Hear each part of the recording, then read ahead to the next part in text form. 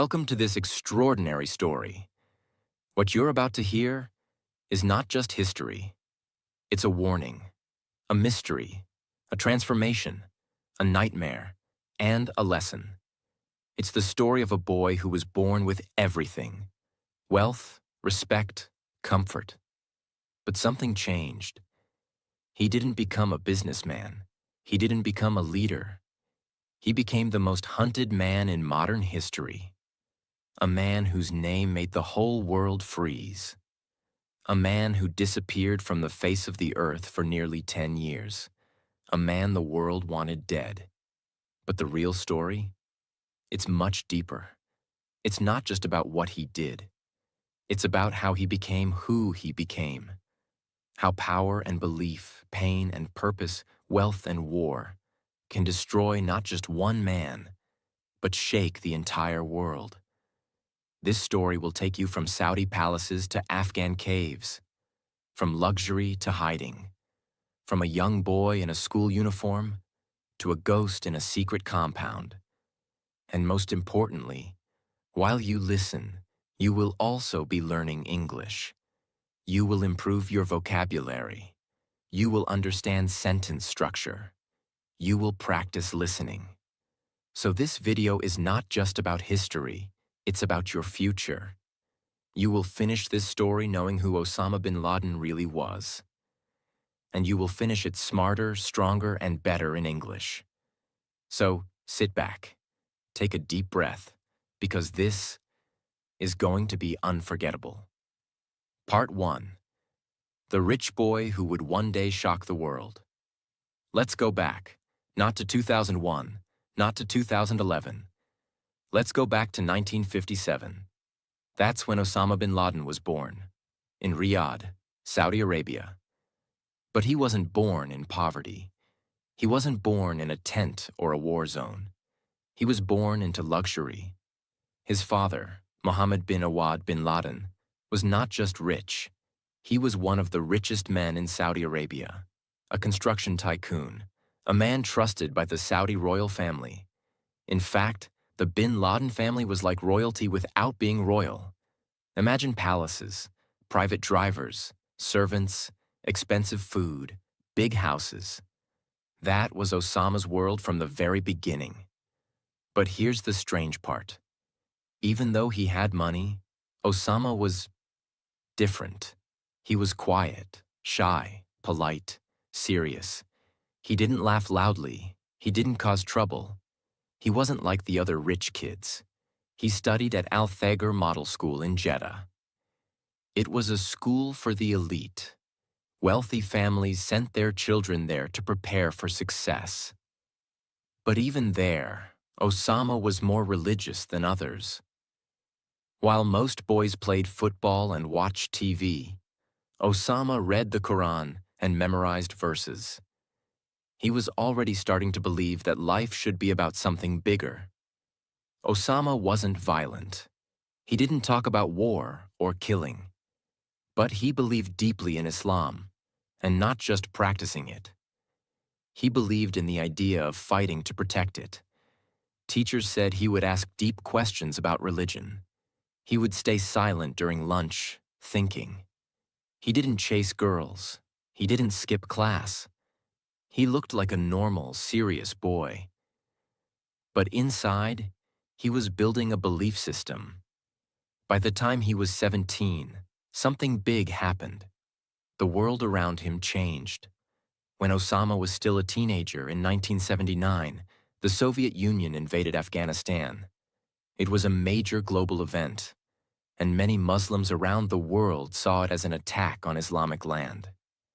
That was the moment Osama changed. He decided that he couldn't just stay rich and silent. He wanted to fight. He left his comfort. He left his family. He left the air conditioning and the wealth and the servants, and he went to Afghanistan. There he trained with the Mujahideen, Muslim fighters resisting the Soviet army. He wasn't a good soldier at first. He was skinny, not very strong, not a trained killer. But he had something powerful: money plus belief. He used his family's wealth to buy weapons, build training camps, and recruit fighters. He started gaining influence, respect, attention. And slowly, his identity changed. He wasn't just Osama the Saudi anymore. He was becoming Osama the warrior, Osama the leader, Osama the believer. This is where everything began. Because in Afghanistan, Osama learned the art of guerrilla warfare, made connections with other extremist leaders, started to believe he was chosen for a bigger mission. He also saw something dangerous: victory. The Mujahideen, with help from America, Pakistan, and others, eventually pushed out the Soviets. This made Osama believe, if we can defeat a superpower like the Soviet Union, we can defeat anyone. That belief would later shake the entire world. Part 2. The birth of Al-Qaeda, the base of global terror. By 1989, the Soviet Union was finally gone from Afghanistan. The Mujahideen had won. They had defended their land, and many fighters went back home, back to their countries, families, and peace. But Osama did not. Why? Because for Osama bin Laden, this wasn't just about one war. This wasn't just about the Soviets. This was about something bigger. He believed, if we defeated one superpower, we can defeat the next one too. And in Osama's eyes, the next enemy was not the Soviet Union. It was the United States of America. Why America? Let's understand this deeply, because this is where his mind truly changed. In the early 1990s, America had military bases in Saudi Arabia, Osama's home country. They were there to help protect against Saddam Hussein after the Gulf War. But Osama was furious. He believed no non-Muslim army should ever step on Islam's holy land, Saudi Arabia. America was controlling the Middle East for oil and power. Muslim countries were becoming weak and corrupt by following the West. And from that belief came his next dangerous thought. If Muslim governments won't protect Islam, then we must fight ourselves. In 1988 or 1989, Osama officially created a new organization, small at first, called Al-Qaeda. What did this name mean? In Arabic, it means the base or the foundation. To Osama, it was the base of a global Islamic army, not just fighters in Afghanistan, but across the world. He started recruiting fighters from Egypt, Sudan, Pakistan, Yemen, Algeria, Iraq, and more. Many were angry young men, frustrated with their governments, poor and easily influenced. But Osama was not just a fighter now. He became a speaker, a strategist, a teacher of dangerous ideas. He created training camps, mostly in Sudan and Afghanistan. He taught how to make bombs, how to fire weapons, how to disappear, and most dangerously, how to hate. Before September 11th, Osama and Al-Qaeda tested the world. Let's look at the early attacks. Many people don't even know these happened. 1992. Yemen hotel bombing. Osama's men bombed a hotel in Aden, Yemen. The target was American soldiers, but they missed. Still, this was the first official attack by Al-Qaeda. 1993. World Trade Center bombing. First attempt. A truck bomb exploded in the basement parking of the World Trade Center in New York. 6 people were killed, over 1,000 injured. It wasn't directly done by Osama, but the attackers were linked to his network. This showed America is now a target. 1998. U.S. embassy bombings in Kenya and Tanzania. 2 truck bombs exploded outside American embassies. 224 people died, thousands injured. This attack was 100% planned and executed by Al-Qaeda. It was the moment the world realized This man is serious. This group is global. 2000. USS Cole bombing. A U.S. Navy ship stopped in Yemen for fuel. A small boat, full of explosives, crashed into it. 17 American sailors killed. Osama claimed responsibility. Around this time, Osama began releasing video messages. You may have seen them. Sitting in a cave, wearing military clothes, speaking calmly but with deep anger. He spoke in Arabic, but the world translated every word. He said things like, "America is the enemy of Islam. We will continue to attack until they leave our lands. Jihad is the duty of every Muslim." But here's the terrifying part. He didn't sound like a crazy man screaming. He spoke slowly, like a teacher. He smiled sometimes. He looked calm, almost like a professor. That's why so many young, confused men believed him. He wasn't just killing. He was brainwashing. By the late 1990s, America knew Osama was dangerous. They tried to freeze his bank accounts, pressure Sudan and Afghanistan to stop protecting him, even tried to bomb his camps using missiles in 1998. But it didn't work. He kept moving. He kept training. He kept building his army. He kept planning. And deep inside the mountains of Afghanistan, Osama had started planning something so big, it would change the world forever. The plot of 9/11 begins. Late 1999, early 2000. Osama brought in a special group, known later as the Hamburg Cell. Men from Germany, Egypt, and Saudi Arabia. He gave them a mission.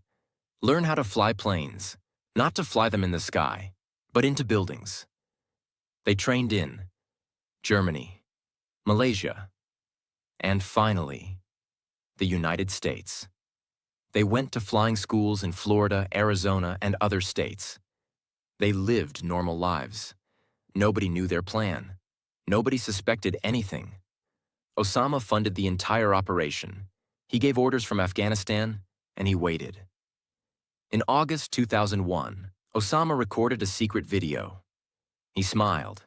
He said, "Something big is coming. America will never feel safe again." And then he vanished into the mountains. Part 3. The day the world stopped. September 11th, 2001. It was a Tuesday. Just a normal, quiet, sunny morning in the United States. People were getting ready for work. Children were eating breakfast. Flights were taking off as usual. The world looked peaceful. But deep inside that calm, something unthinkable was about to happen. Because on this morning, Osama bin Laden's master plan would finally unfold. The plan he had worked on for years. The plan that had trained 19 men to die. The plan that would make him the most feared man alive. Let's walk through that day, not from far away, but step by step, minute by minute, exactly as it happened. 5:45 a.m., Boston, Massachusetts. The first two hijackers, Mohammed Atta and Abdulaziz Al-Omari, passed through airport security at Logan International Airport. They looked like any other passengers, calm, silent, focused.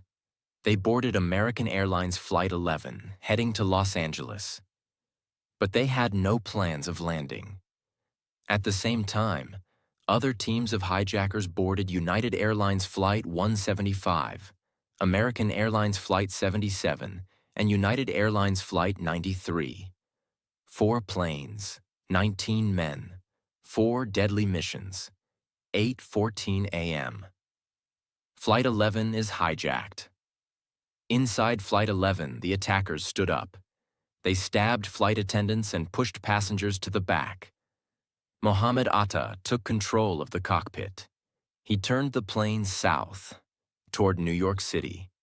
At exactly 8:46 a.m., people on the streets of Manhattan looked up, and saw something horrifying.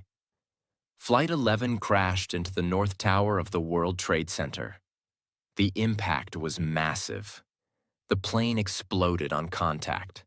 The building caught fire instantly. Glass, steel, smoke. Everything rained down. Thousands of workers were inside, but people still didn't know what happened. News anchors thought it was an accident. No one imagined it was terrorism. 9:03 a.m. The second hit. 17 minutes later, as the world watched in shock, Flight 175 approached. This plane smashed into the South Tower, live on television. Now there was no doubt. This wasn't a mistake. This wasn't a crash. This was a coordinated attack. In that moment, the entire world changed. 9:37 a.m. The Pentagon hit. Meanwhile, Flight 77 was flying low near Washington, D.C. It crashed into the Pentagon, the headquarters of the U.S. military. The building exploded. Walls collapsed. Smoke filled the air. The heart of American defense was burning. 9:59 a.m. South Tower collapses. The South Tower hit second, suddenly collapsed. Just 56 minutes after impact, it came down in a cloud of smoke, metal, and screams. People ran through the streets as the ground shook. Emergency workers were buried. The skyline of New York was vanishing. 10:03 a.m. Flight 93 crashes in Pennsylvania. The fourth plane, Flight 93, never reached its target. The passengers had received news on their phones. They knew what had happened to the other planes. They fought back. They stormed the cockpit, and the hijackers crashed the plane into a field in Shanksville, Pennsylvania. Everyone on board died, but their actions saved the U.S. Capitol from being destroyed. After burning for 102 minutes, the North Tower also collapsed. New York disappeared under smoke. Ash covered the streets. Firefighters screamed for help. People were covered in dust like ghosts. The most iconic buildings in America were gone. In total, 2,977 innocent people were killed. People from 90 different countries died. It was the deadliest terrorist attack in human history. As the world watched the news, searched for loved ones, cried in silence, Osama bin Laden was in Afghanistan, hiding in the mountains. He didn't speak at first. He didn't take credit publicly. He waited. He wanted the world to feel fear before he admitted anything. But behind the scenes, he was smiling. According to people close to him, he said, "America is weak. We hit them in the heart, and they fell like a house of cards." Later, a video was discovered, not meant for public. In it, Osama laughed and described how the buildings fell better than he imagined. That video confirmed he was the mastermind. America changed overnight. Flights were grounded. Military forces were put on a high alert. Families searched for bodies. People wrote names of missing loved ones on walls. And on that very same night, U.S. President George W. Bush stood in front of the nation and said, "We will make no distinction between the terrorists who committed these acts and those who harbor them." The United States quickly discovered that Osama was hiding in Afghanistan under protection of the Taliban, a strict Islamic group ruling the country. America gave an ultimatum: give us Osama bin Laden, or face war. The Taliban refused, and so the War on Terror officially began. On October 7, 2001, less than 1 month after 9/11, America, along with allies like the UK, began bombing Afghanistan. The goal was clear: destroy the Taliban, kill or capture Osama bin Laden, crush al-Qaeda. But Osama was already on the run. He knew the mountains. He knew the caves, he had money, he had protection. So as American bombs hit Afghan soil, Osama vanished.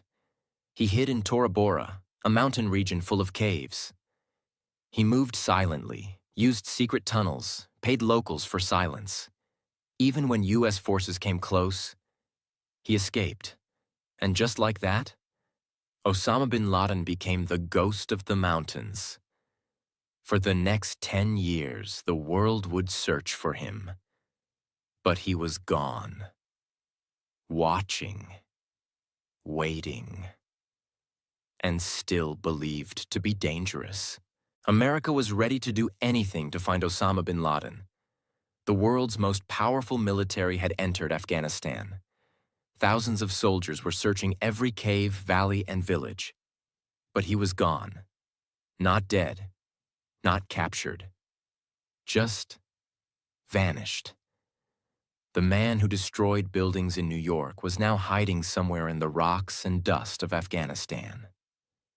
Let's now uncover every single move Osama made during those 10 years of hiding, and how the CIA began putting the puzzle together, piece by piece, until they found the unfindable. In December 2001, American troops discovered something big, a network of deep caves in the Tora Bora Mountains, near the border of Afghanistan and Pakistan. They believed Osama was inside. He was. US jets dropped massive bombs. Special forces searched cave after cave. Afghan fighters helped, but Osama slipped away, likely through secret tunnels, possibly on foot or mule, across the snowy mountain trails into Pakistan. It was the perfect escape. And from that moment, the trail went cold. For years after September 11th, America thought Osama was still somewhere in the tribal areas between Afghanistan and Pakistan. The CIA, along with Pakistani intelligence, ISI, searched caves, villages, phone records, satellite images, human sources. But nothing worked. Osama had become a ghost. No phones, no internet, no travel, no trace. Sometimes audio tapes or video recordings appeared. He would talk about the war, about America, about Islam. But he never said where he was, and by the time the videos were verified, he was already long gone from that location. Let's look at how Osama survived without being found for nearly a decade. 1. No electronic communication. He didn't use phones or emails. All messages were hand-delivered by trusted men called couriers. 2. No digital footprint, no internet use, no social media, no photos. His face became invisible to technology. 3. Safe houses and secrecy. He moved between different safe houses across Pakistan. These homes were usually in quiet towns, not in major cities or airports. 4th, loyal inner circle. Only a few people knew his location. These people were loyal, deeply religious, and believed he was on a holy mission. Even though Osama was hiding, Al-Qaeda continued to operate. They inspired new terror groups in Iraq, Africa, and Southeast Asia, claimed responsibility for Madrid bombings, 2004, and London bombings, 2005, released messages through Osama and his second-in-command, Ayman al-Zawahiri. Al-Qaeda had become more than a group. It was now an idea, spread across borders, carried by hatred, and powered by Osama's legend. Even though he was invisible, his influence was alive and expanding. After years of failure, the CIA changed its strategy. They stopped looking for Osama directly. Instead, they started searching for the people around him, his messengers, bodyguards, and couriers. One name stood out: Abu Ahmed al-Kuwaiti. He was a trusted courier, known to deliver Osama's messages. For years, the CIA tracked him, watching phone calls, emails, movements, slowly building a picture of his life. But no one could find where he was going. Until one day in 2010, something finally changed. The CIA found that al-Kuwaiti was living in a quiet town in Pakistan called Abbottabad. But what caught their attention was the house he lived in. It wasn't normal. It was strange. It was hiding something. Let's describe it fully. It was 3 stories tall, surrounded by high walls. The compound had no internet and no phone lines. There were barbed wires, 2 security gates, and few windows. Even the trash was not put outside. It was burned inside the compound. Inside, there were many children and women, but the family never went out. There were no visitors, no social life. The neighbors found it suspicious, but they never reported anything. Why? Because in that part of Pakistan, people don't ask too many questions. Through weeks of watching the compound with satellites and local agents, the CIA noticed a tall man walking on the 3rd-floor balcony, always alone. He never stepped outside. He never spoke to anyone. He looked like he was in charge, but they didn't have a photo. They didn't have proof. Still, the CIA believed this could be Osama bin Laden. In 2010, US President Barack Obama was briefed. His intelligence team said, "We have found a house. We believe Osama might be inside, but we're not 100% sure." It was risky. What if it was the wrong person? What if Pakistan got angry? What if it failed? But Obama made a decision. If this is him, we will go in and get him. We can't wait anymore. So they began to plan the most secret and dangerous mission in modern history. In a top-secret building, a team of experts designed a full model of the Abbottabad compound. They studied building structure, wall heights, room positions, escape routes. They selected the best soldiers from SEAL Team 6, the most elite unit in the US military. For months, they trained using an exact replica of the compound. Every entry, every door, every room. This wasn't a war. This was a surgical operation. Everything had to be silent, fast, and final. The operation was given a name: Operation Neptune Spear. On April 28, 2011, Obama was told, "Sir, we are ready." He gave the order, "Go." But no one outside the White House knew. Not Pakistan, not the media, not the military. The operation had to remain secret, because this wasn't just about killing Osama. This was about sending a message to the world. You can run, you can hide, but we will never stop looking. Part 4. The night they found him. The raid on Abbottabad. The day was May 1st, 2011. But it was nighttime in Pakistan. A peaceful, quiet evening in the small city of Abbottabad. Children had finished dinner. Lights were out in most homes. The neighborhood was asleep. But far above that calm silence, in the skies no one could see, something was coming. 2 black helicopters, stealth-modified Black Hawks, cut across the night sky. They carried 23 Navy SEALs, a translator, a combat dog, and years of pain, training, and planning. These men were members of SEAL Team 6, the elite American unit trusted with the most dangerous missions in the world. Their destination?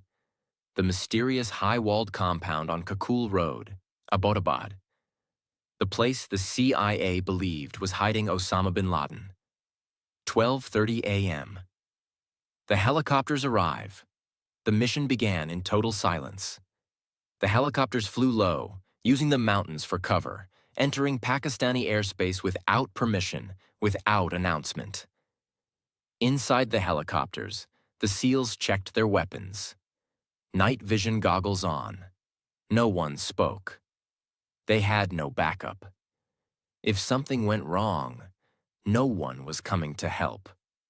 As they reached the compound, something unexpected happened. One of the helicopters tried to hover above the compound to drop soldiers on the roof. But because of the hot air and narrow walls, the helicopter lost lift. It began to spin and crash, but the pilot stayed calm. He crash-landed it inside the compound's wall without anyone getting hurt. Instantly, the mission changed. They couldn't enter from the roof as planned. Now they had to blow their way in. They used explosives to breach doors, walls, and gates. The loud blasts woke the entire neighborhood, but the team kept moving. The compound had 3 floors. The SEALs moved fast, clearing each level, shouting commands in Arabic to confuse and control anyone inside. They found women screaming, children crying, men hiding in panic. But the soldiers didn't stop. They weren't here to hurt innocent people. They had one name in mind, one face they had studied for years. And they knew. He was on the top floor. On the 3rd floor, 2 SEALs reached a closed bedroom door. They could hear movement inside, a man's voice, a woman's scream. They pushed open the door. Inside was a tall man with a long beard, wearing traditional clothes. He was not holding a weapon, but he didn't surrender either. The SEALs recognized him immediately. It was Osama bin Laden. He stood behind one of his wives. She moved to block him. The soldiers fired. She was wounded. Then they fired again, 2 shots, into Osama bin Laden's chest and head. It was over in seconds. No final speech, no last fight, no grand escape. The man who had disappeared for 10 years, who had watched his videos spread across the world, who had believed he was untouchable, was now lying in a pool of blood, in a silent room, on a simple bed. The SEALs didn't stop. They collected Osama's body, took hard drives, USBs, papers, everything they could find, took photographs of the dead body for proof. They also confirmed he had 3 wives and several children in the house. His son, Khalid bin Laden, was also killed during the operation. The compound was not a fortress, but a prison. He had not left the house for years. Locals heard explosions, gunshots, and saw helicopters. But most didn't know what was happening. By the time the Pakistani military reacted, it was already too late. The operation was finished in 38 minutes. The SEALs destroyed the damaged helicopter by setting it on fire to prevent anyone from studying its secret technology. Then they boarded the 2nd helicopter with Osama's body and flew out of Pakistan. While the raid was happening thousands of miles away in Washington, D.C., President Barack Obama and his top team were sitting in a small room, watching the operation live through a camera on a soldier's helmet. It was tense, silent. Every second felt like an hour. When the SEALs finally confirmed, Geronimo Equiacho, enemy killed in action. The room remained still. Then, silent relief. The 10-year manhunt was over. Osama's body was flown to Afghanistan, where U.S. officials took DNA samples, photos, fingerprint matches. Everything confirmed the identity. Then, in a final decision designed to avoid any grave becoming a shrine, the U.S. buried Osama bin Laden at sea within 24 hours, as per Islamic tradition. The sea was chosen to ensure no one could visit his grave. And just like that, the man who had spent years hiding now had no place left on Earth. May 2nd, 2011. The world wakes up to the news. In the morning, President Obama stood before cameras and announced to the world, "Tonight, I can report to the American people and to the world that the United States has conducted an operation that killed Osama bin Laden." People cried. Crowds gathered in New York and Washington. They sang, they cheered, They held signs that said, "Justice has been done." Around the world, reactions were complex. Some felt relief, some felt closure. Some questioned the legality of the raid. Some feared revenge attacks. But one thing was clear. Osama bin Laden was no longer a threat. Part 5. The Ghost and the Legacy. After Osama bin Laden was dead. But death is not always the end of a man. Sometimes death is just the beginning of the questions. Who was he? Really? What did he leave behind? What did the world learn? And most importantly, why do his ideas still echo in the dark corners of the earth? Let's walk through everything that followed his death. The secrets that were uncovered, the truths that were buried, and the shadows that remained. After the SEALs left the Abbottabad compound, they didn't just take a body. They took over 5 computers, more than 100 USB drives, hard drives, papers, handwritten journals, letters, DVDs, flashcards. It was the largest intelligence haul from a single terrorist target in history. The CIA and FBI worked day and night to read, translate, and analyze everything. And what they found inside those drives was shocking. Behind the walls of his compound, Osama lived a double life. He was not just hiding. He was planning, writing, recording his thoughts. From his journals and files, we learned he was still in charge. Even though he hadn't stepped outside in years, Osama was still giving orders to al-Qaeda groups in different countries. He sent letters to leaders in Yemen, Somalia, Iraq, and North Africa. He gave them instructions on who to target, when to attack, how to recruit young fighters, how to spread propaganda. He was the invisible leader, like a general working through messengers. He was afraid of technology. Osama warned his men never to use phones or internet. He believed drones could track signals. He feared satellites, tracking devices, and spies. That's why his compound had no Wi-Fi, no telephone, and no TV antennas. Every message was delivered by hand. It was slow, but it protected him for years. He worried about al-Qaeda's future. In his private letters, Osama expressed concern that al-Qaeda was losing its image. He believed that too many innocent Muslims were being killed in attacks by regional leaders.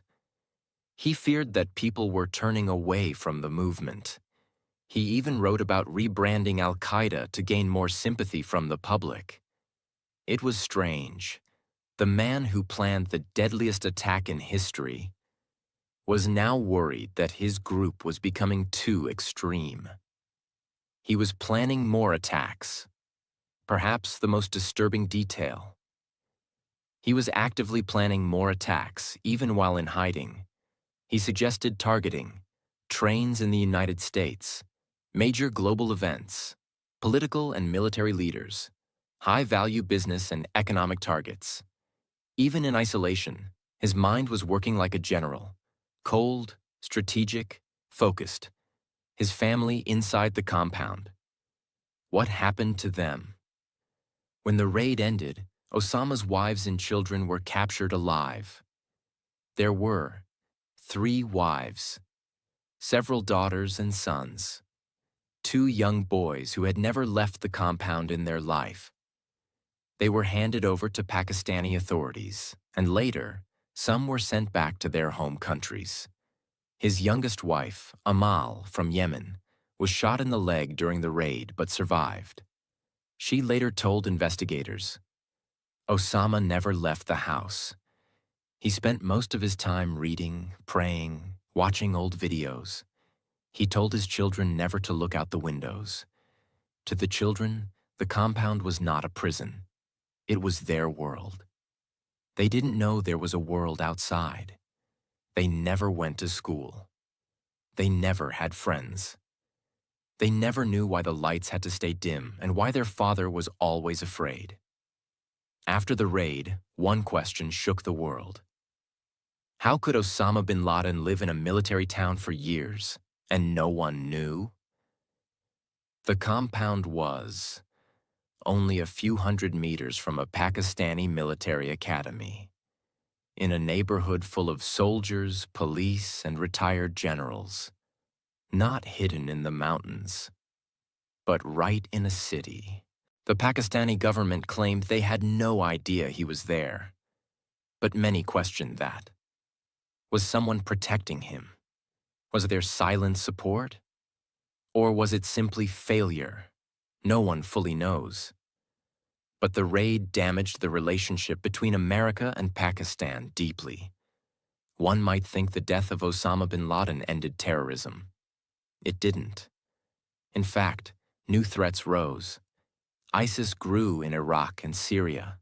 Boko Haram expanded in Africa. Lone wolf attackers appeared in Europe, and the U.S. Al-Qaeda became weaker. But the ideology Osama left behind had already spread. He had turned terrorism into a global brand. And even without him, others picked up the message. That's the danger of a belief. It doesn't die with the man. Osama bin Laden was not just a man with guns. He was a psychological weapon. He used religion, emotion, history, revenge, injustice, fear to control people's minds. That's what made him so dangerous. He knew how to make young, angry, lost men feel important. He gave them a mission. He gave them a reason to feel like heroes, even when they were doing something evil. He turned suicide into sacrifice. He turned confusion into purpose. And he did it without shouting. He did it calmly, with a soft voice, sitting on the floor, speaking in the name of something greater. That's why he attracted thousands. Not because he was charismatic, but because he knew how to fill the emptiness inside people. And that is what the world still fights today. Final reflection. What we must learn from his story. This story was never just about war. It was never just about politics or Islam or America. It was about something deeper. How belief can become blindness. How pain can turn into hatred. How power, once given to the wrong mind, can break nations. Osama bin Laden believed he was doing the right thing. He believed he was a warrior, a savior, a voice for the weak. But in the end, all he left behind was cities destroyed, families broken, children without parents, countries torn apart, and a world that lost its sense of safety. His life is not something to admire. It's something to understand. Because until we understand how he became who he became, we won't understand how others still fall into the same darkness. Osama bin Laden was born in luxury. He could have lived a life of peace, privilege, and contribution. But he chose something else. He chose anger. He chose ideology. He chose violence. He chose death for others, and finally, for himself. And in the end, he didn't die as a hero. He died in a dark room, hiding behind his wife, without a country, without a future, without a name left that brings honor. That is the true ending of his story. This video is created purely for educational and informational purposes. It is based on verified historical events, public records, and global news reports. We do not support, glorify, or promote any form of violence, terrorism, or hatred in any way. Our mission is to educate, inspire thoughtful discussion, and support English learners around the world through real-life stories.